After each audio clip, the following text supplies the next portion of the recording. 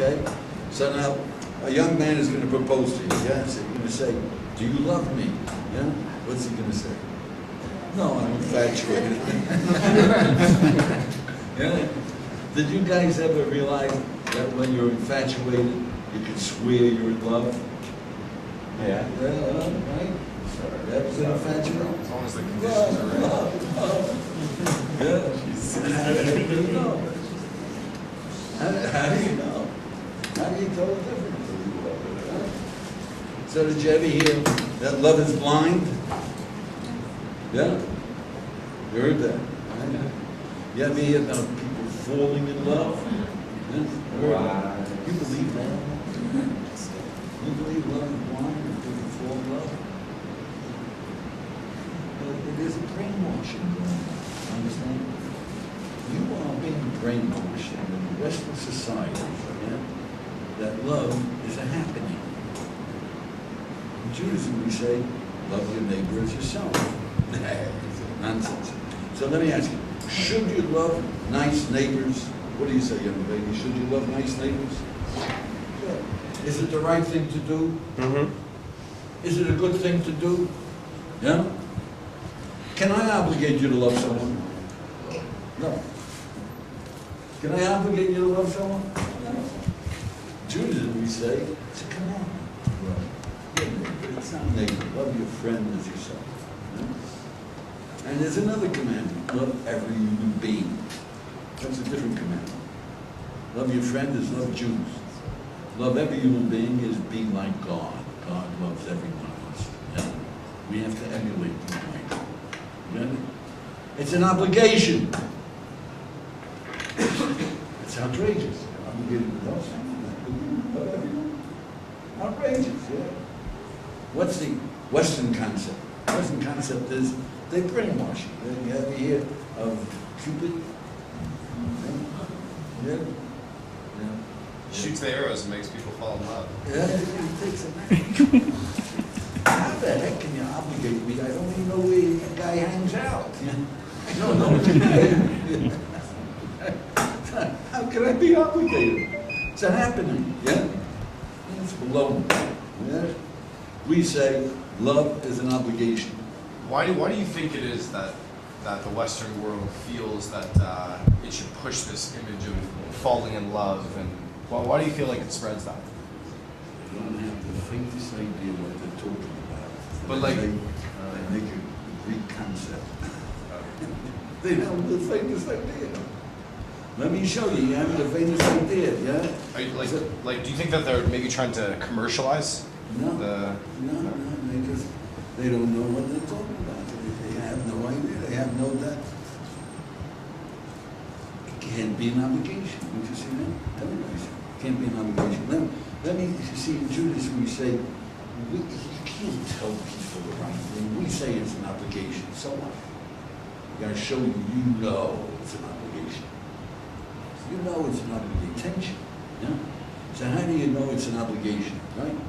So let me ask you, you hope to have 2 kids? 3?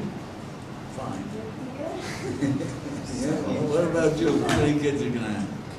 3. 3, that's good. Anybody for 5? My wife. 5? Yeah. Depends what kind of woman you marry. I have 12. Yeah? But let me tell you, if you have 2 kids, you think it can happen. It can happen. Now one is going to say, I hate my sister. Yeah? You think it can happen? Yeah? Now what are you going to say to her? Yeah? It happens. I hate her. What are you going to say? That's awful. You can't hate a sister, right? That's what you're going to say, yeah? Now what's the kid going to say? Do whatever I want. I'm just telling you the truth. Yeah. But you're not allowed to hate a sister. How can I? You gotta love your sister. How can I love a brat like that? Don't talk that way. I'm only telling you the truth. Yeah?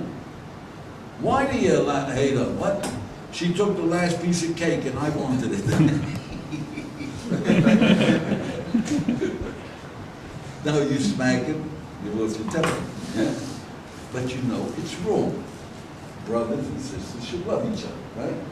You Almighty says it's wrong. Brothers and sisters should love each other. You get that? Okay, so now let me ask you. You're going to have 2 kids or 5? Which are you, a 5-man kid or a 2? Don't you have to ask the woman? Don't you have to ask the one who's making the kids? That's what you ask before you get married. Then afterwards, man.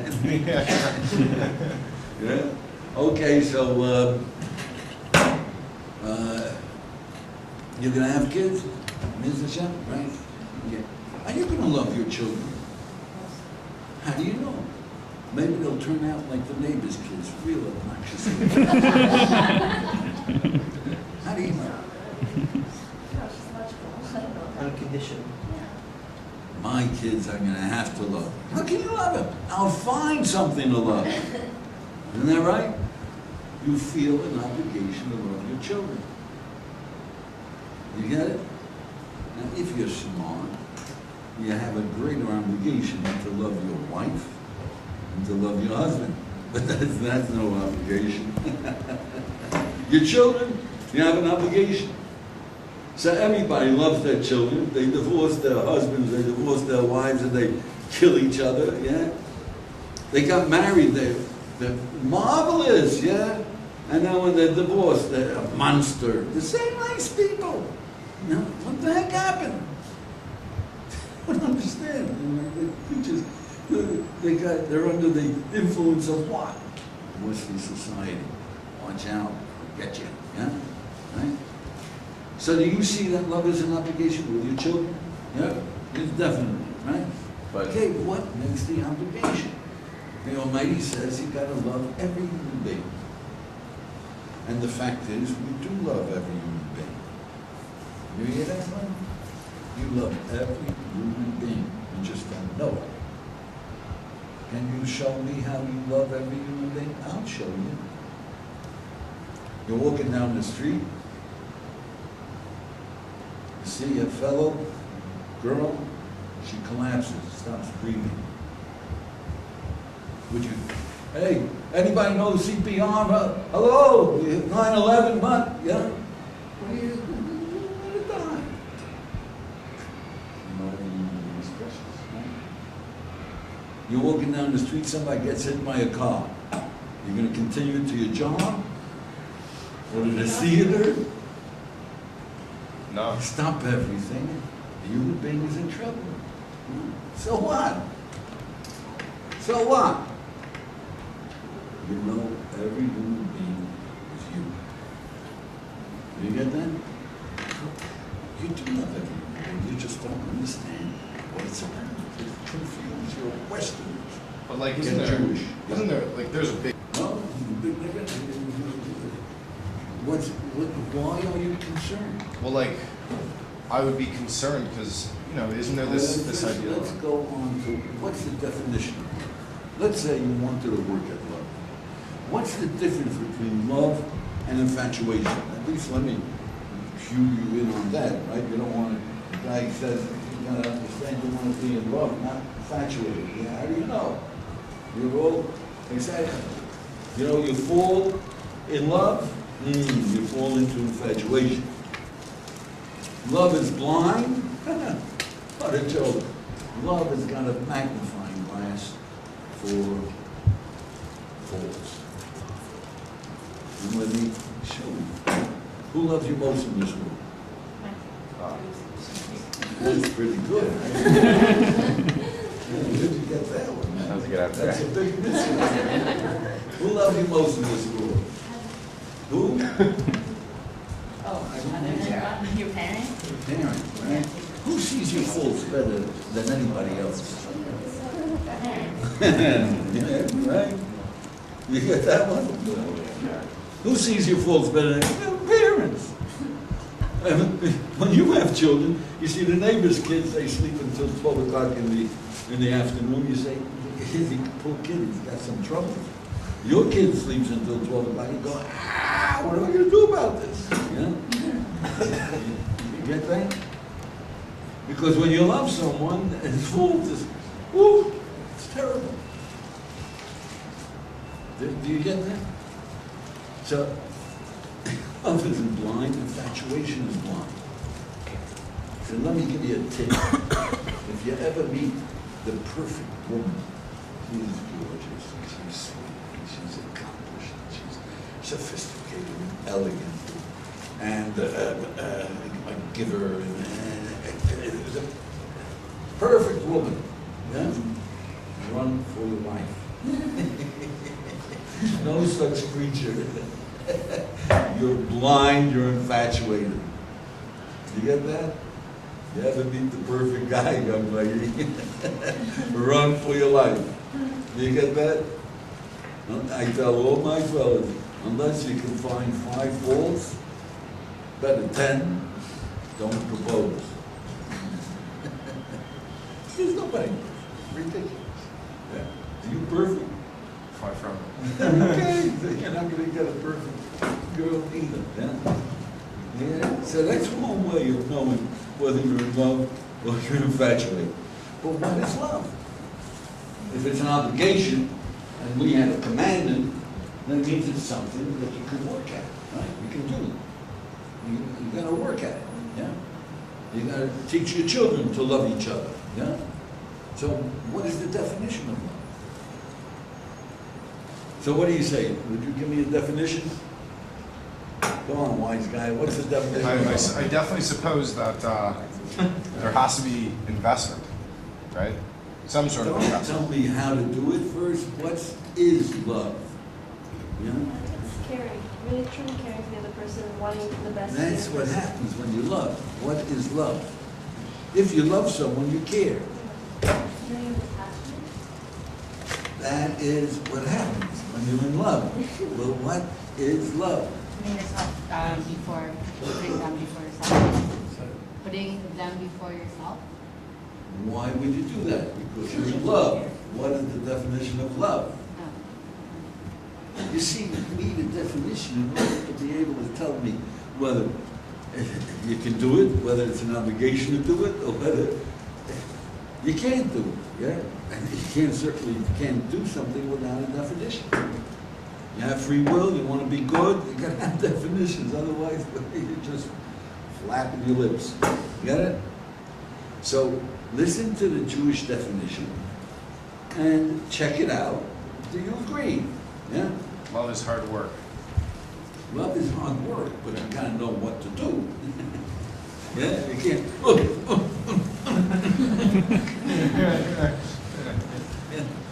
You gotta know what you work at. It's hard work. Very hard work. But it pays off. Okay, so what's the definition of love? So in Judaism, we have a definition because we have a commandment that comes with a definition of what you're supposed to do. So listen to the definition and check it out. Yeah? You gotta check it out and see whether you agree. But if you agree, don't forget it. Got it? Okay, so love, in Judaism we say love is an emotion. You agree? It's an emotion? Yeah. A pleasure. It's a pleasurable emotion. You get that? The greatest pleasure most human beings will ever have is the most human beings will ever have is the love they have for their children.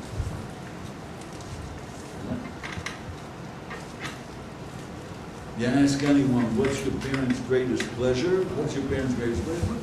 Me. What's their greatest pain? Me. Yeah?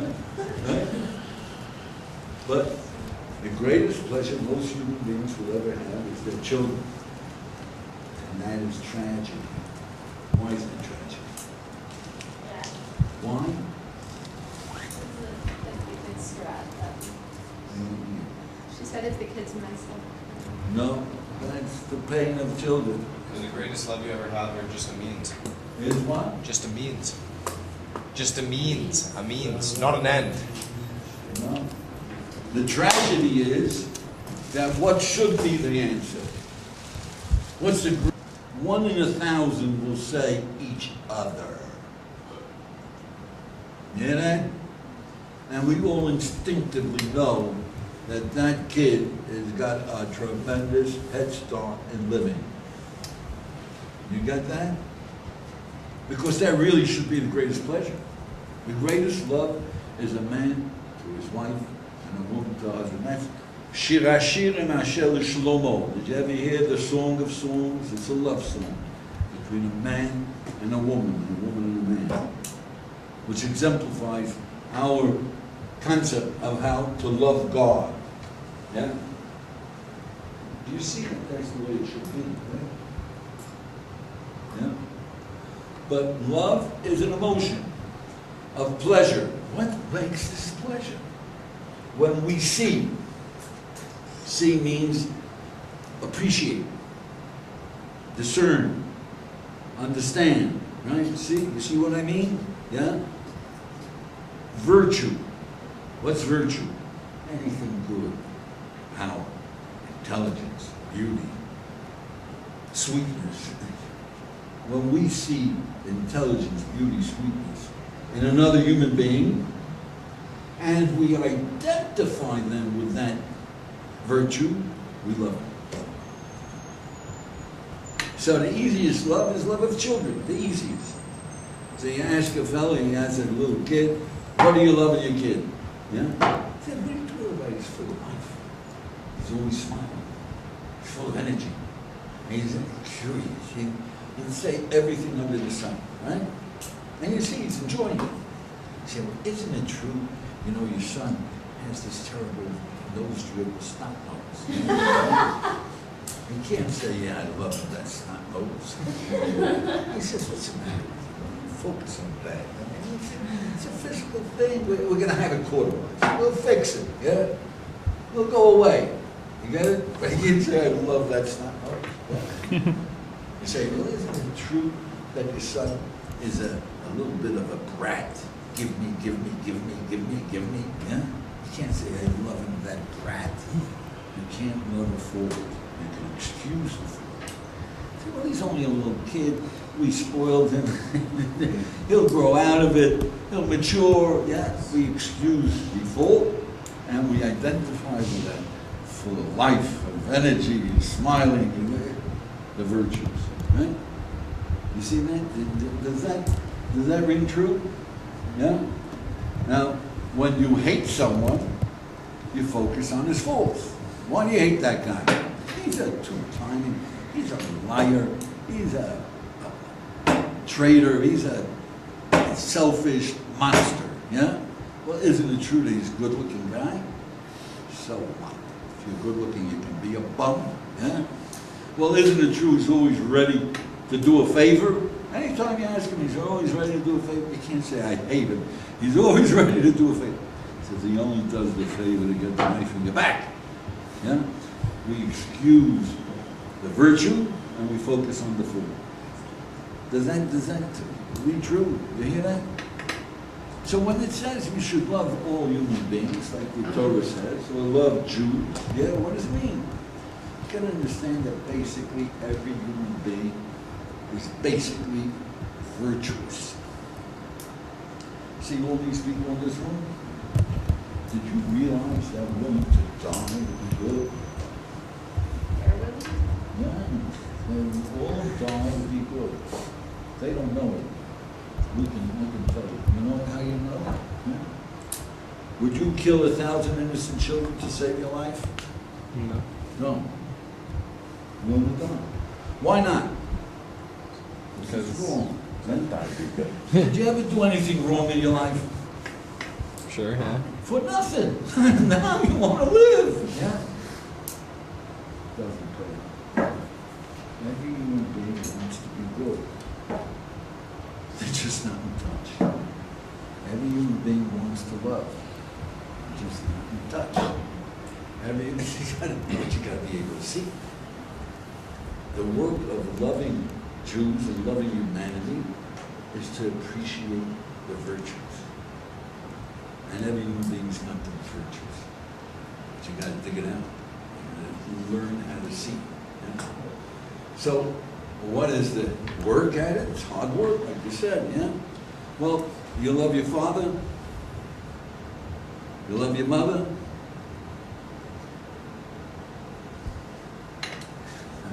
forgot to tell you. Somebody tell you can't define love. Usually, that's what they tell you.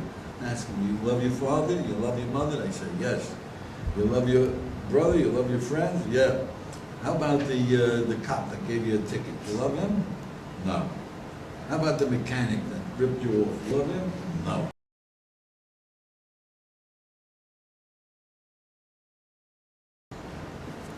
Do you? What's that? Bafoofstik. B-A-F-O-O-F-S-T-I-K. Bafoofstik. What's that? Just tell me, do you or don't you? How can I tell you? I don't know what you're talking about. Oh, so you know what I'm talking about when I say, do you love your father? Do you get that? People have definitions. It's just lazy. You're a lazy guy. You can't spit it out. Yeah? So when I give you the definition, you can recognize it. You get it? But don't forget it. But like with your definition, like couldn't we go a little deep? Like you said, love is an emotion of pleasure, but what is pleasure? That's a whole nother session. I know, yeah, that's a whole nother topic. Pleasure is life. Comfort is death. What's the opposite of pain? Not pain. That's good. People say pleasure, that's decadence. The opposite of pain is comfort. That's the opposite of pain. Pleasure, you have to pay in pain to get pleasure. No pain, no pleasure. No pain, no gain. You get that? That's what they say when you work. Westerners are full of That's opposite of pain it's the is gambler's pleasure. ladder. So they run from pain. That's why they run from getting married. It's painful, it's obligations. Children, they don't want children. Painful, obligations. You get it? But pleasure is life. Pleasure is being. Pleasure is awareness. You get it? Pleasure is. We're all pleasure seekers, whether we like it or not. That's the way the Almighty created us. You know, we Jews say there's nothing you can do for God. Huh? Do you remember that one? Ask not what you can do for your Creator. Ask rather, what will you allow your Creator to do for you? That's the mantra of the Jewish people, the slogan. Did you know the slogan of the Jewish people? Shema Yisrael Hashem Elokeinu Hashem Echad. Yeah? The translation of that is, ask not what you can do for your Creator. There's nothing you can give God. He's Echad. He's one. He's unique. He created the whole universe, every stitch of electron, of space, of mass, of energy. Yeah? What are you going to give him? What he created? Nothing you can do for your Creator. Ask rather, what will you allow him to do for you? He loves us. He wants to give you the whole world. That's Hashem Elokeinu, the eternal, our God. He gives us everything. He runs this world. If you know that the Almighty loves you, what do you say? Can you straighten out this crazy world? Yeah, well, I guess we should. If He helps you, if He helps you, if He helps you, if He loves If you, He He'll helped help me, you. then yeah, let's do it. Sure, okay. I arranged it. He wants to help you. Get on the job. Yeah?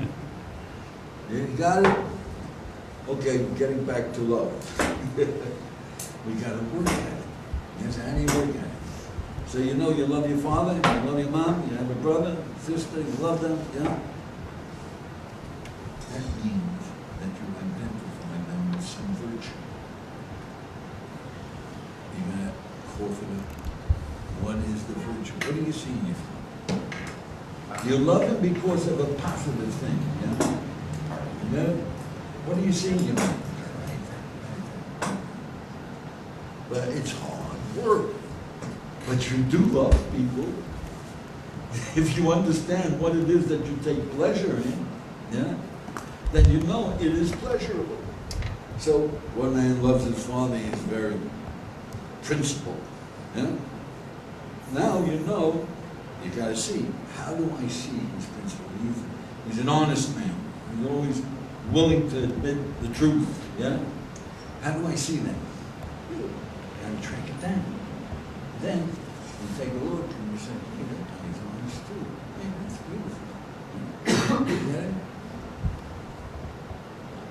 The story is told, everybody knows that people who have prodigies, everybody loves their children. People who have prodigies, there's geniuses, prodigies, yeah? Somebody who's a violinist, a prodigy, yeah? When it comes to a contest, yeah?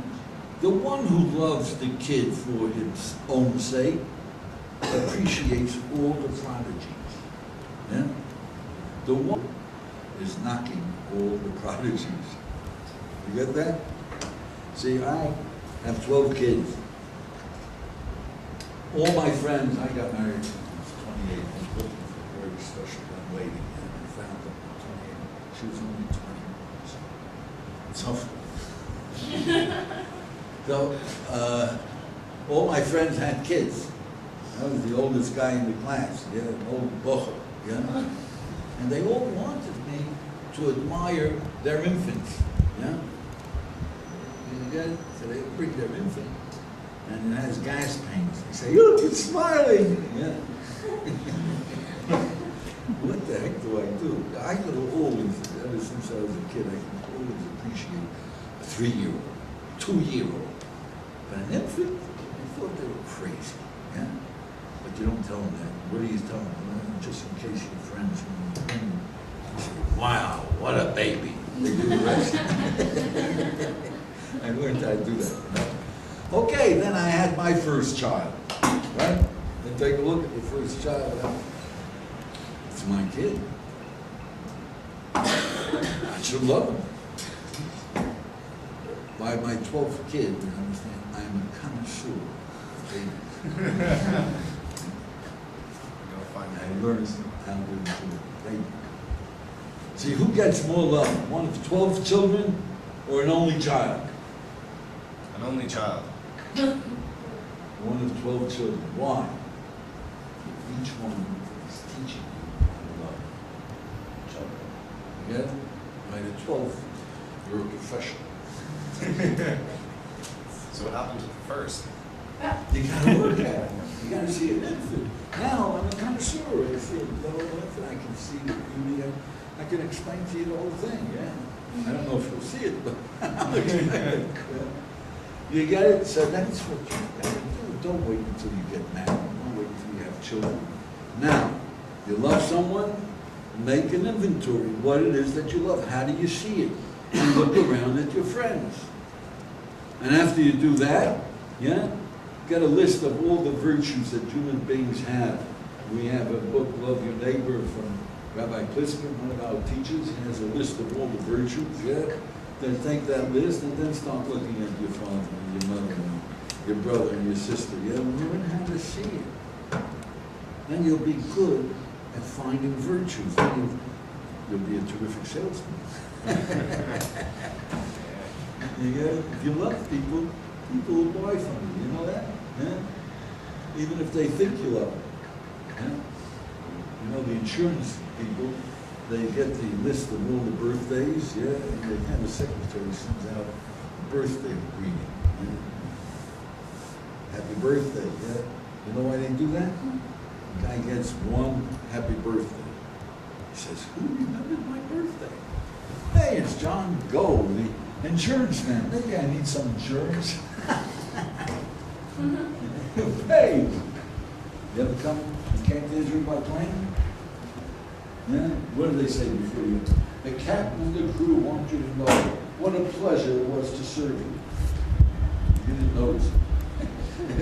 She was having much pleasure with students, right? Why did they say that? Because people feel that you love them, that it's good. They will remember you, they'll take that airline again. Is that right? So if you're going to be good at loving people, really loving them, even if you can fake it, it will get you somewhere. But if you're really good at loving people, you're going to be successful in everything. Yeah? But then with my advice, yeah, please find 5 faults. Yeah? What if during this process you find that too many faults? What if you're just like, wow, this person's actually. Don't propose, run. What's like the max? You'll know. You'll know. As long as you're not the one who know. Yeah? You'll As know. long as I'm not. But you should have a list of what you need, what you want. You want to have 6 children.